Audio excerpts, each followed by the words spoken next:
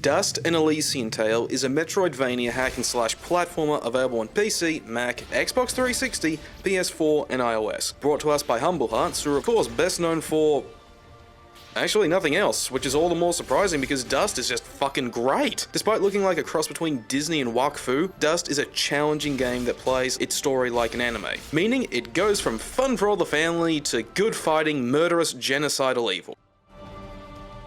The game follows the adventures of Dust, an amnesiac green fox thing, as he's accompanied by Fidget, a flying bat fox thing, and his weapon, the talking blade of Ara. Dust travels the land searching for the answer to who he is and what it is that connects him to the genocidal General Gaius. Not exactly original stuff, but the story serves its purpose and does feature a memorable enough cast of characters and has enough emotional impact to keep you engaged outside of combat. Just a shame the story plays like a forgettable B-grade anime, something that really isn't helped by the voice acting, which is really hit or miss. Dust and Fidget sound decent enough. Calm yourself, Fidget. His name is Dust, and he is the one who woke me from my slumber. So, Fidgets, then? That's me. And you're Dust? Oh, that's a shame. Thought you looked like the arm wrestling type. Whereas with almost every other character you run into, it's just a coin toss, whether they sound like the English voice cast of Shuffle or just a regular person who really needs to practice their speech skills. I have an old friend, a blacksmith. Lives way up at the top of Archer's Pass. I promised I'd deliver some materials to him way back when. Of course, since this is a platformer, let's talk platforming.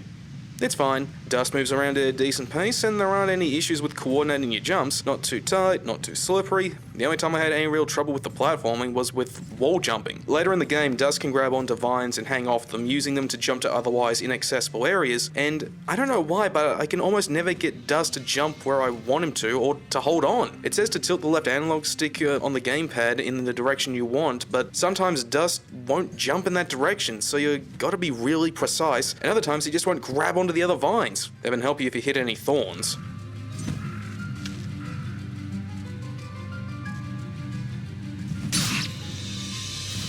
As for the Metroidvania elements, sadly, they really only extend to puzzles and linear narrative progression, but still adds a nice layer of depth to the gameplay and gives you a reason to go back and explore previous areas for treasure and to level up. As mentioned earlier, this game is challenging, albeit not in the same sense as Dark Souls, so if that's a turn off for you, don't worry, it's not that hard. As far as I could tell though, difficulty just changes the damage output from enemies. Hard mode will provide a challenge through and through, but it also takes battles that should be fun challenges and turns them into bullshit Herculean tasks. While playing this, I actually switched to normal difficulty, and while it did provide a much more balanced experience, there were still a few moments that just frustrated the hell out of me.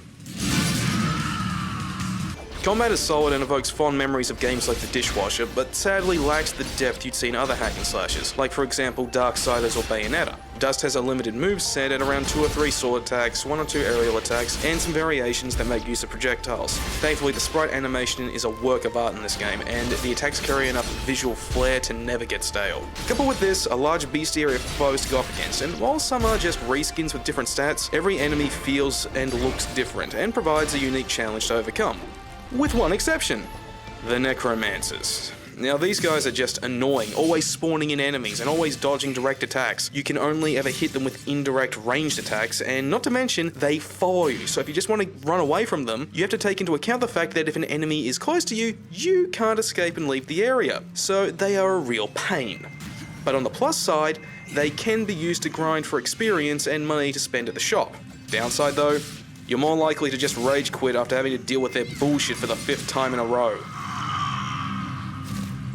Now to hark on the animation, the entire game has been beautifully animated. Granted, the dialogue sequences are more limited and play out like visual novels. It's a stark contrast to quality, but not a major detractor from the game's overall quality, and it's an understandable concession, just for the dialogue sequences.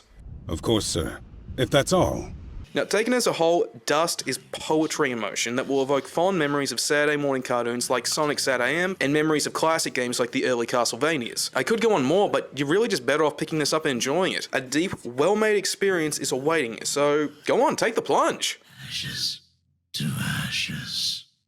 Dust to dust.